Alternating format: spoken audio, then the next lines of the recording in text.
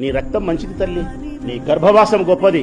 ఉత్తమ సంతానంలో భాగంగా జగన్మోహన్ రెడ్డి గారు జన్మించినారు కాబట్టి నీ వంశానికి ఇంత కీర్తి ప్రతిష్టలు తీసుకురాగలిగినాడు. ఇన్ని కోట్ల మంది ప్రజలకు మేలు చేయగలిగినాడు. ఇంతమంది పేద ప్రజల యొక్క వెలుగై ఉన్నాడు ఆయన. అదే సందర్భంలోనే చెల్లెల మీద ప్రేమతో కూడా ఇవ్వాల్సిన దానికంటే ఎక్కువ డబ్బు ఇచ్చినాడు, ఇవ్వాల్సిన దానికంటే ఎక్కువ ఆస్తిని ఇచ్చినాడు. తండ్రి ఆస్తిని బిడ్డకు కొడుకు సమానంగా పంచిన దాఖలాలు లేవు.